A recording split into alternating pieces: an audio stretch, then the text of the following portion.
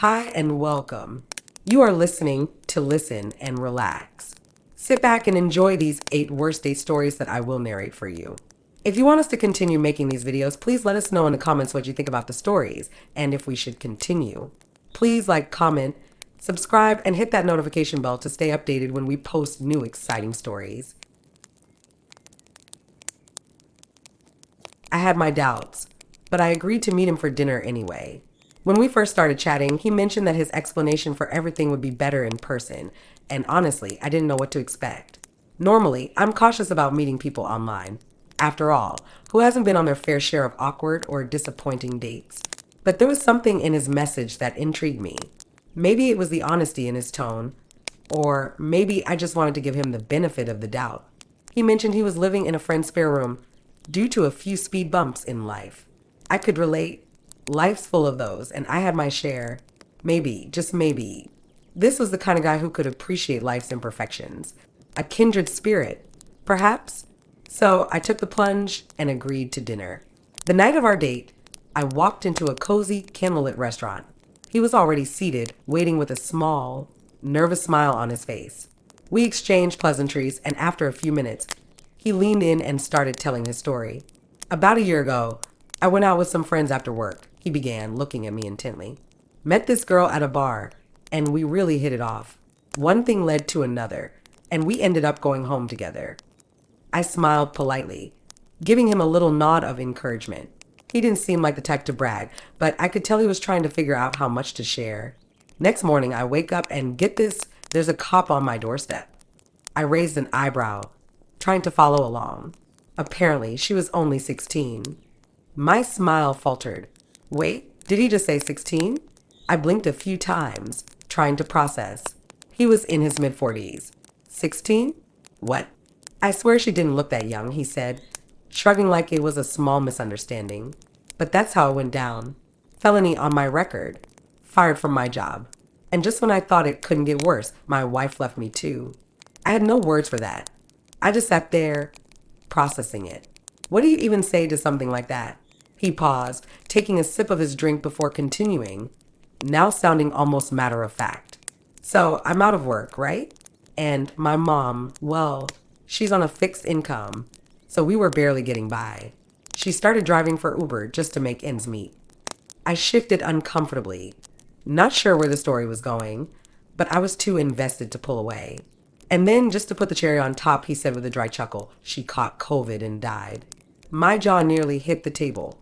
I didn't even know what to say. It felt like a punch to the gut, a series of bad things, one after another, piling on top of each other. And here I was, trying to keep it together on a date with a man whose life seemed to be spiraling out of control. I gave him a weak smile, trying to process it and all I could manage to say was, bummer. And honestly, that's when I knew I wasn't ready for this. Maybe there are lessons to be learned in all of this, but I could tell just in that moment that I wasn't the person who could fix things. And that's why I'm still single. I still cringe thinking about this date, even years later. Buckle up, it's a long one, so you might want to grab a cup of tea and a biscuit before diving in. When I was in my late teens, I met a guy named Pete at a party. We had a great time chatting and sharing a few laughs, but when it came time to leave, I didn't think much of it.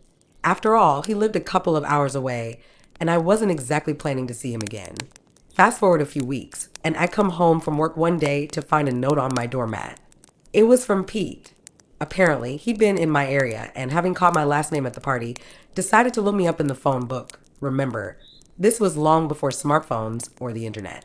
He had found my address and was asking if I'd like to go on a date. Honestly, I was flattered.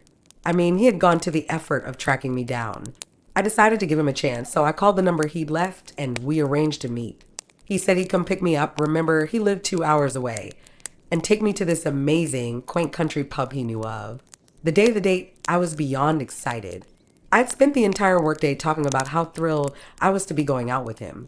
But when the agreed upon time, 7 p.m., came and went with no sign of Pete, I started to get nervous. By 7:30 p.m., still no word. At 8 p.m., my phone rang. It was Pete. He sounded flustered and grumpy, explaining that he had gotten completely lost, despite the detailed directions I'd given him. Apparently, he'd been driving around in circles for ages and had finally asked someone to use their phone. I guided him to my house, and he arrived a few minutes later, still clearly upset. I tried to sympathize with him, but I couldn't help but feel a little embarrassed for him. He had ranted at the people who let him use their phone, and I lived in a small village where everyone knew each other. Definitely not the kind of thing you want to be associated with. Once we got past his bad mood, things seemed to settle, and we finally set off for the pub. He was still quiet, which I assumed was just pre-date nerves, so I didn't think much of it. But as we drove, I noticed an awful smell in the car. At first, I didn't say anything, but then it hit me. Pete had farted. Now I know these things happen. It wasn't ideal, but it wasn't a deal breaker either. I tried to hold my breath and hoped it would pass, but it didn't. It kept happening. Every few miles, the same thing, a horrible smell, followed by a few minutes of freezing cold air as Pete rolled down the window to air things out. Over and over. The entire hour-long drive to this so-called amazing pub was a cycle of stinky fart followed by icy gusts of winter air. It was like the universe was conspiring to make this the most awkward drive ever. By the time we finally arrived, I was pretty much over it. I'd been trapped in that car with Pete's silent, deadly emissions for over an hour, and now I was about to enter the quaint, amazing country pub he had been raving about. Imagine my surprise when we arrived at a rundown pub sitting at the edge of a housing estate. Quaint was not the word that came to mind, but fine, we were there, so I decided to make the best of it. However, as I got out of the car, I somehow managed to slam my finger in the door. It hurt so much. Excruciating, but when I checked, it wasn't too bad. Just a little blood and a dent. Nothing that looked too serious. Still, I winced and muttered, "Ow, I've just trapped my finger in the door." Pete didn't seem to hear me. Instead, he picked me up off the ground, spun me around, and screamed, "I can't believe I'm here at my favorite pub. With wow you." Yep, he lifted me in the air, still holding onto my bloody finger. He squealed loudly and twirled me around like I was some kind of prize. This might have been cute if we were in a rom-com, but in reality, I was just trying to stop my finger from throbbing in pain. It was awkward, invasive, and honestly, I wanted to be anywhere else. Once he put me down, we went into the pub and found a seat. The conversation was pretty much non-existent. I tried to make small talk, but Pete seemed more interested in grinning at me and squeezing my leg, saying how thrilled he was to be there with me. Meanwhile, my finger was still bleeding, and I had to keep going to the bathroom to clean it up. The band-aids wouldn't stick, so I ended up with a bloody tissue wrapped around my finger. It was a great look. The worst part wasn't even the awkward silences, the terrible farting, or even the weirdly bad pub. It was the fact that Pete didn't once ask if I was okay or acknowledge that I was in pain. It was as though I was just a trophy on his arm for him to show off, not a person he actually cared about. Finally, after what felt like an eternity, I'd had enough. I couldn't take it anymore. I excused myself with a sixth trip to the restroom and, in my most polite voice, said, "Look, do you mind if we just go home now?" We drove back in complete silence. Him, farting every few miles, me, silently wishing I could vanish into the seat. When we finally got to my house, I barely managed to say thank you and good night before I rushed inside, leaving him to drive off into the night. A couple of weeks later, Pete put another note through my door asking for a second date. I didn't respond. And honestly, I don't think I ever will. Sorry, Pete. This was by far the most uncomfortable and unsettling dating experience I've ever had. It all started when I was just 13 or 14. Let me take you back to the beginning. At the start of the school year, I thought I liked this guy.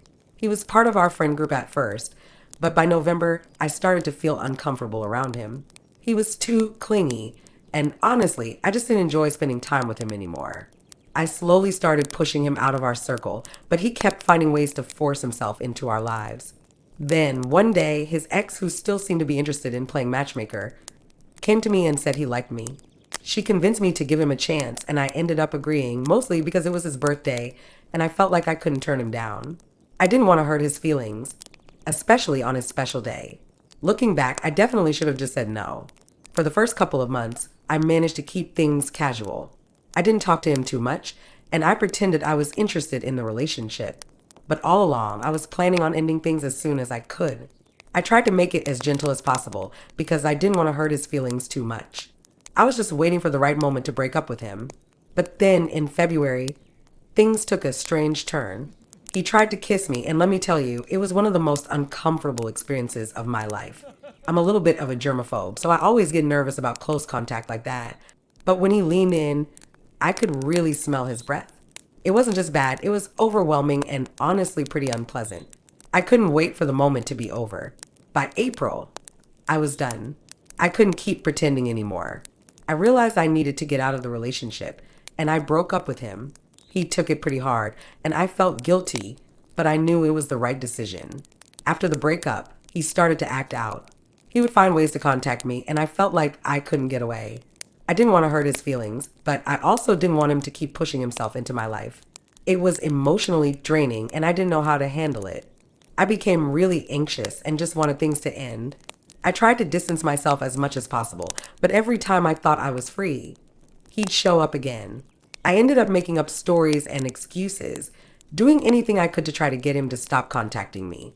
Eventually, I realized I needed help. I spoke to my family about what was going on, and they were incredibly supportive. I also started to focus on myself more and distance myself from people who were toxic in my life. By the time I entered high school, I felt like I was in a much better place. I learned to trust my instincts more and set clearer boundaries in my relationships. It was a difficult lesson, but it helped me become more confident in my ability to stand up for myself.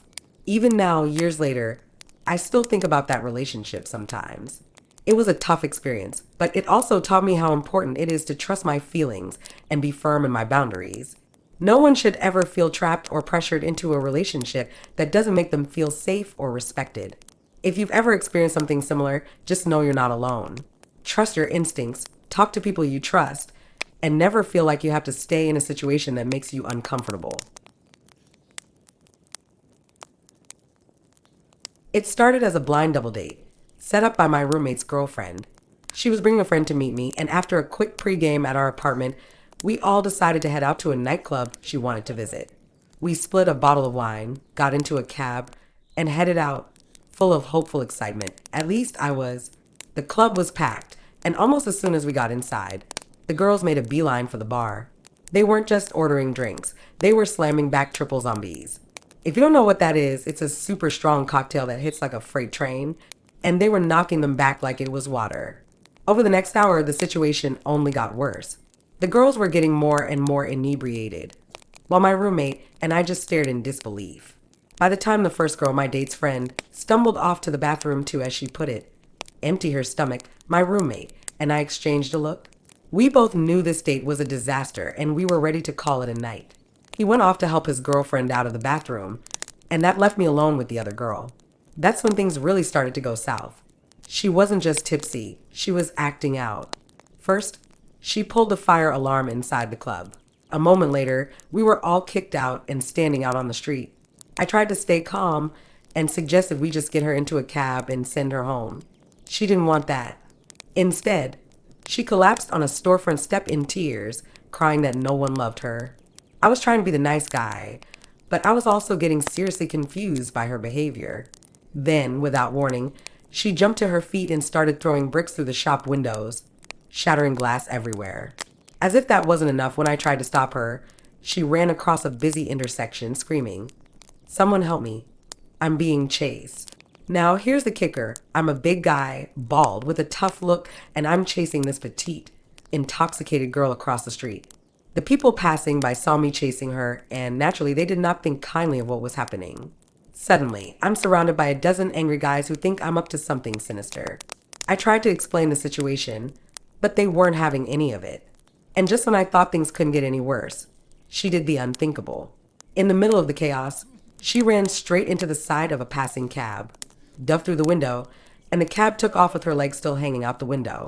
The angry crowd didn't care to hear my side of the story, and in the confusion, I took a couple of punches just for good measure, before I realized it was time to get the hell out of there. A few days later, I got a weird message through my roommate's girlfriend. "Do you have her shoes?" No, I did not have her shoes. And honestly, at that point, I had no idea where she was or if I would ever see her again.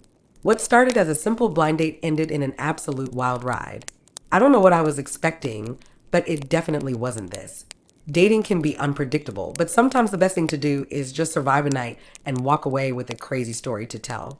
It started off like any typical date. We met up and immediately hit it off, sharing jokes, laughing, and talking about everything under the sun.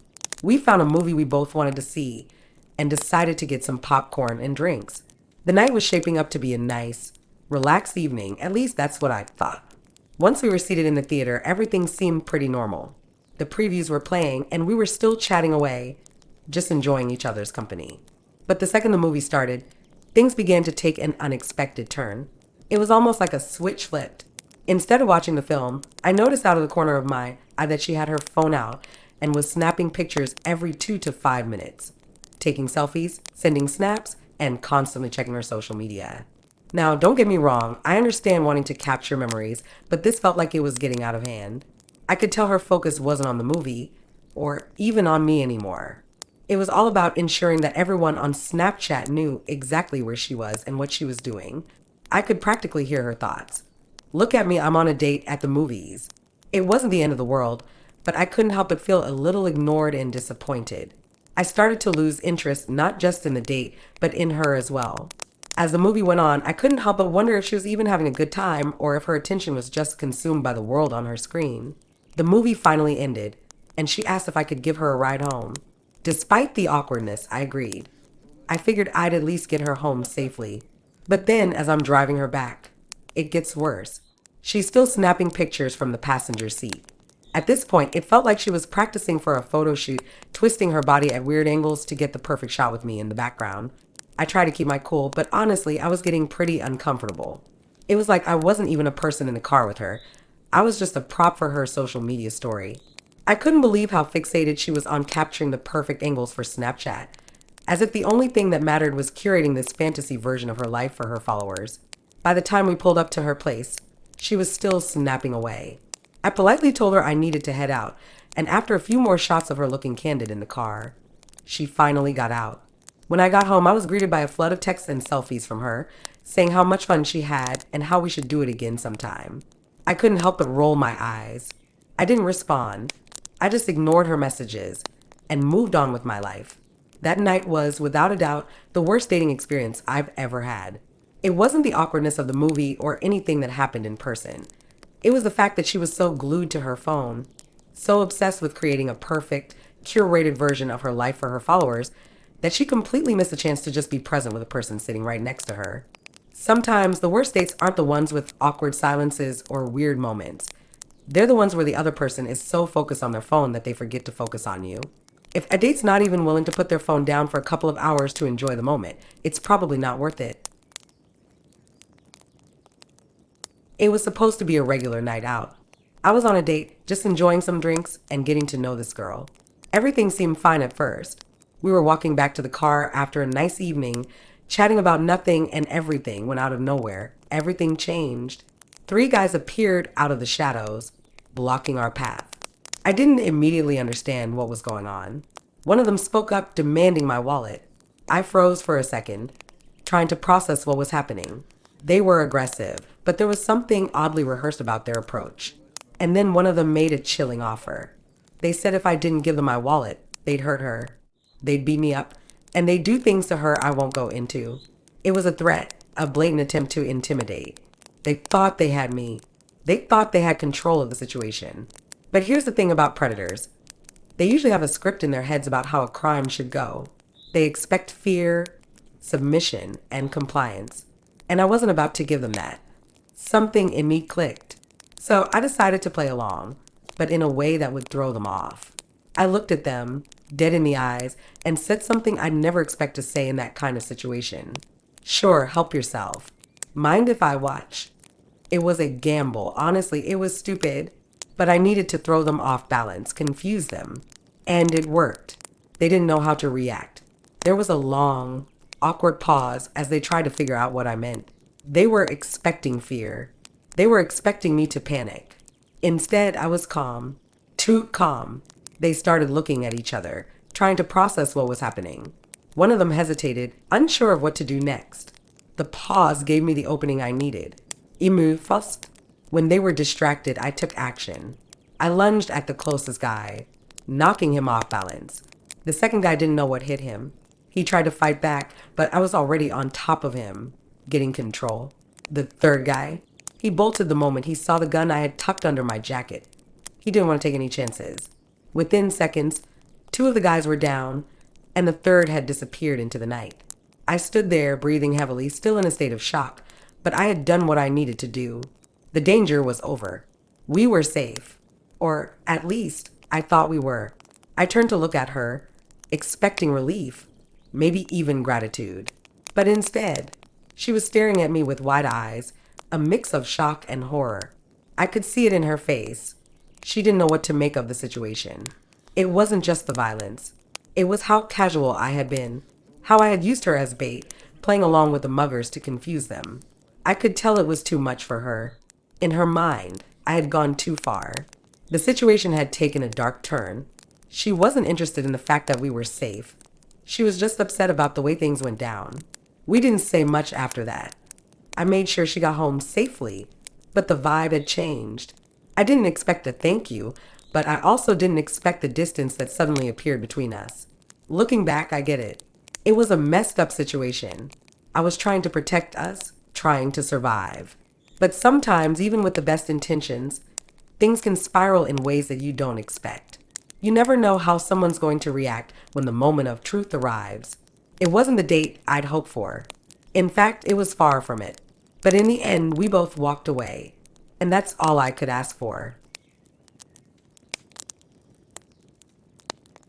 I thought it was going to be a simple, low-pressure outing with a coworker. He asked me to go furniture shopping with him because he wanted a woman's perspective on decorating his new place. He made it sound harmless enough, and to sweeten the deal, he said he'd buy me dinner afterward. Sounded like an easy way to spend an afternoon, right? So I met him at his house. He picked me up and we headed straight to the furniture store. At first, things seemed okay. He genuinely asked for my opinion on various pieces, but that's where things took a turn. Every time I pointed out something I liked, he'd inspect it like it was under a microscope and then proceed to tell me everything that was wrong with it. Not just a minor flaw or a suggestion on how to improve it, no. He went on and on about how wrong I was for liking it in the first place. We spent hours walking around that store, me offering my thoughts, him shooting them down. I didn't know it was possible to hate furniture shopping this much, but somehow we managed to make it worse. 2 hours later, we walked out of there empty-handed. No lamps, no couches, not even a throw pillow. We couldn't even settle on a rug. Now, you'd think after all that, he wanted to do something to lift the mood, right? Instead, he drove us straight to Kentucky Fried Chicken. He bought a bucket of chicken, no sides, no drinks, just chicken. Not even a let's stop for something nice on the way home. Just greasy fried chicken. We headed back to his place, where, to no one's surprise, there was no table or chairs. Just us, standing awkwardly at his kitchen counter, eating KFC in the most unromantic setting imaginable. After we finished eating, he dropped the bombshell. "All right, time for bed," he said, as if we were both on the same page. Bed. I looked around and realized there was no bed, just a mattress on the floor. Apparently, a bed frame wasn't a priority when decorating a house. He had no table, no chairs, no furniture, just a mattress on the floor and a deep sense of entitlement. I stood there for a moment, not sure how to handle the situation. Then I picked up my purse, gave him a polite smile, and said, "I think I'm going to head out." He was not happy, not in the least. He looked insulted and frankly confused, as if my lack of interest in ending the evening with coitus was some kind of betrayal. I could almost hear the internal monologue of him thinking, "But I bought you dinner," as though that should have been enough to seal the deal. Honestly, I was just glad to get out of there without being roped into spending the night on a mattress with a man who thought taking me shopping for furniture and feeding me fast food would lead to a fantastic end to the evening. The absolute worst part, I had to see this guy every single day at work for the next 5 years. Every awkward interaction, every uncomfortable smile. It felt like a slow burn. I don't think he ever quite understood why I avoided his invitations after that night. But hey, at least I didn't have to sit on the floor with him while he lectured me about his couch choices. One summer evening, I found myself wandering through a crowded club, aimlessly looking for something to break the monotony of my life. As I pushed through the sea of people, a woman suddenly grabbed me by the collar of my shirt and said, "Let's have a drink." She looked strikingly similar to my ex girlfriend, Alejandra. I'm talking eerily similar. Same dark hair, same eyes, even the same sharp tone to her voice. My curiosity was instantly piqued, and I followed her through the crowd to the bar. To my surprise, she ordered and paid for the drinks herself without hesitation. I couldn't stop staring at her, caught up in how much she resembled Alejandra. But something felt off. The way she spoke, her energy, the way she carried herself. It all seemed so disconnected from the usual vibe I expected from a night out. As we downed the drink she had bought, she launched into a long monologue about her life. It was a strange mix of topics. She talked about her wealth, her problems, and how she didn't know what to do with all of it. It sounded almost rehearsed, like she was reciting a script. At one point, she even mentioned her patrimonial situation, as if she were listing off an inventory of assets. I was still trying to make sense of it all when one of my friends showed up and offered me another drink. I asked him if he knew her, but he just shrugged, clearly just as confused as I was. The girl continued talking, almost as if she couldn't stop herself. At one point, she mentioned how she missed her father, who had been killed in an accident recently. That's when the creepiness factor hit an all-time high. The conversation had already taken several bizarre turns, but this one sent red flags up everywhere. She looked vulnerable, almost fragile, but I wasn't sure what to make of the whole situation. Still, I didn't want to just leave her stranded, so I made sure she got into a cab and sent her on her way. Before she left, she urged me to meet up with her the next day. Sure. I said not really sure why I agreed, but wanting to end the night on some kind of note. On my way back home, I bumped into my cousin, who could tell something was off. "Dude, what's going on? What was that all about?" he asked. I tried to explain, but it didn't come out right. I didn't know how to put it into words. The whole thing just felt strange and unsettling. "You should take some notes, man," he advised. "What if you get yourself mixed up in something you don't want to be a part of?" The next day, I met her as planned. She was punctual, and as we walked along the beach, she began talking again, this time more openly, even more detailed. It felt like she couldn't stop herself from revealing more and more about her life. The whole time, I kept getting the feeling that she wasn't telling me the full truth. At the time, smartphones and quick internet access weren't as reliable as they are today. It wasn't until I got home that I had a chance to Google the bits and pieces she had mentioned. When I finally pieced things together, I was shocked. Turns out, her father wasn't just an unfortunate victim of an accident like she had told me. He had been killed in a drug-related incident tied to the narcotics trade in Rio Negro. From what I found online, he was a key figure in the local cocaine trade, a rising star, so to speak. The circumstances around his death were murky, and it seemed like it wasn't just an isolated incident, but part of a much bigger problem within his network. As I read further, I started to realize that the girl might have been in danger too. The pieces of the puzzle suggested that she could be the next target. Not only was the money in her family's business unaccounted for, but there were also rumors that she might have disappeared. The more I learned, the more uncomfortable I felt. Still, we had agreed to meet up the next day, and I didn't want to just abandon the whole situation without figuring out what was going on. But then, when the day came, she didn't reach out. Her phone went straight to voicemail. I waited around, but there was no sign of her. She was gone. I asked around to see if anyone had seen her, but no one had. Even my friends, who frequented the places she had mentioned, hadn't seen her in days. It was as if she had vanished. Completely. And that was it. I never heard from her again. I'm still not sure what to make of it all. Was she just caught up in something she didn't fully understand? Or was it something deeper? Either way, I'm glad I never got drawn further into her world, and I still wonder what happened to her. It's a mystery that stayed with me ever since that day. I recently had an experience that still leaves me feeling uneasy. I thought I'd share it as a reminder to trust my instincts and be more cautious in the future. I matched with a guy on the Bumble dating app. Our conversation started off great, and we really hit it off quickly.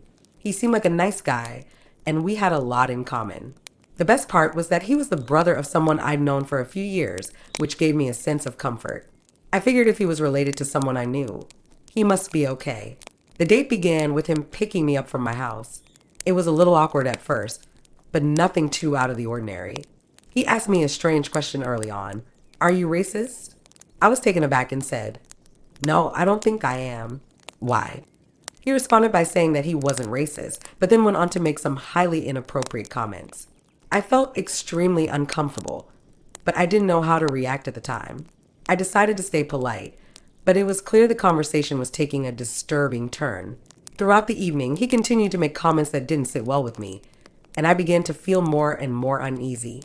He also seemed to be overly concerned with my social media presence and mentioned that he had been looking at my private Instagram account, even though it was set to private. He claimed he could see everything because of his connections, which only added to my discomfort. He continued to talk about his past in a way that felt off, discussing personal things in a casual, almost unsettling manner. When he mentioned that he had kept reminders of past interactions with women, I started to feel like I needed to leave, but I wasn't sure how to get out of the situation without escalating things. The next day, I received a text from him saying he was in my driveway, even though I hadn't invited him over. I didn't respond, but he continued texting, sending a series of messages pleading with me to see him again. I politely told him that I wasn't interested in continuing our relationship. However, he didn't seem to take my response well and continued to send multiple, sometimes aggressive, texts. He even accused me of being unreasonable and made disparaging comments. At that point, I realized I had made a big mistake by not trusting my gut earlier in the evening. I had felt uncomfortable during our date, but tried to brush it off. I now knew that I needed to set clear boundaries and remove myself from the situation completely. I blocked him on all my social media and messaging platforms and saved all the texts in case I needed them later. Thankfully, I haven't heard from him since. This experience taught me a valuable lesson about online dating and the importance of listening to my instincts. If something feels off, it's okay to walk away, even if you feel like you're being rude or overreacting.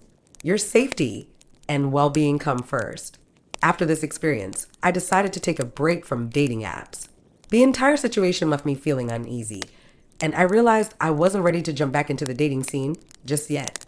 I'm focusing on taking care of myself and healing from past experiences. Dating can be a great way to meet new people, but it's important to stay cautious and aware of red flags. This experience was a wake-up call for me, and I'm now more careful about who I trust. I hope that by sharing this, others will also take extra care when dating online and trust their intuition when something doesn't feel right.